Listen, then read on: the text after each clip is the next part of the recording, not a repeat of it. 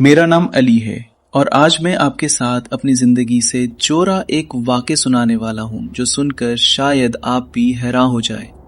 चलिए स्टार्ट करते हैं। तो ये बात है 5 जुलाई 2015 की। लाहौर, जो कि पाकिस्तान के मशहूर शहरों में से एक है, मैं वहां रहता हूं। एक आईटी कंपनी में जॉब कर रहा था। अक्सर मैं ओवर टाइम लगाते लगाते लेट हो जाता था, लेकिन उस दिन जुमरत का दिन था जब मैं ओवर टाइम लगाते लगाते इतना लेट हो गया जितना उससे पहले कभी नहीं हुआ था। काम करते करते मेरी नज़र गाड़ी पर पड़ी तो देखा कि 1 बज गए हैं। मैं तो देखकर हैरान हो गया। मुझे ज़्यादा भी 12 बज जाते थे। इससे ज़्यादा टाइम मुझे कभी नहीं लगा था उस दिन तक। हर रोज़ मेरा दोस्त मेरे साथ होता था और जब 12 बजे से 2 मिनट्स भी ऊपर हो जाता था तो वो मुझे चलने का कहता था, लेकिन उस दिन कुदरती मेरा दोस्त नहीं आया था। खैर, फिर मैं डायरेक्ट निकलने लगा और जैसे है मैं लिफ्ट में पहुंचा तो मैंने जी फ्लोर का बटन दबाया, लेकिन लिफ्ट नीचे चलने लगी और -1, -2 से होती हुई -3 तक पहुंच गई, जबकि बिल्डिंग में सिर्फ एक ही बेसमेंट था। लिफ्ट में अचानक एक सफ़ेद सादी वाली बूढ़ी औरत नजर आई, जिसके गीले बाल और खामोश चेहरा देखकर मेरी तो जैसे उस टाइम जान ही निकल गई थी।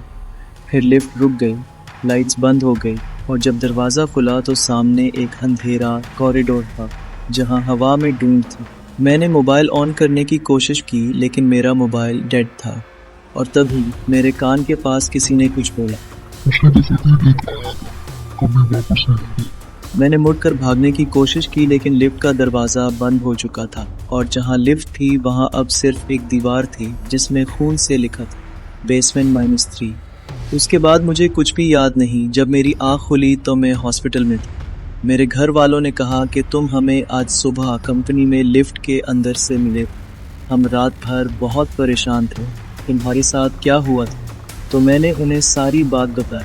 फिर उन्होंने कंपनी के CCTV कैमरास में देखा और मैं भी उस टाइम वहीं पर था। और आप यकीन नहीं करेंगे कि वहाँ कोई भी नहीं दिख रहा था, कोई औरत नहीं थी और लिफ्ट बेसमेंट -1 से आगे कभी गई ही नहीं। यकीन करें, मैं तो ये देखकर दोबारा बेहोश होने की हालत में आ गया था। खैर, फिर उस दिन के बाद मैंने वो कंपनी छोड़ दी और आज का दिन 24 जून 2025, 10 साल गुजर गए, लेकिन मैं वहाँ कभी नहीं गया, कभी भी नहीं, क्योंकि मेरा घर उस कंपनी से ज़्यादा दूर नहीं है। इसलिए आज तक भी जब कभी वहाँ से गुजर होता है तो रूह कांप जाती है।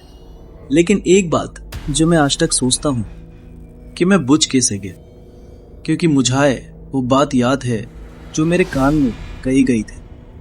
फिर ये सोचकर बात टाल देता हूँ कि मेरी जिंदगी थी, इसीलिए मैं बच गया। खैर, तो ये थी मेरी लाइफ के एक रियल स्टोरी जो कि मैंने आपके सामने रखी। अगर ये स्टोरी आपको अच्छी लगी तो इस वीडियो को लाइक कर दो और चैनल को सब्सक्राइब भी कर दो।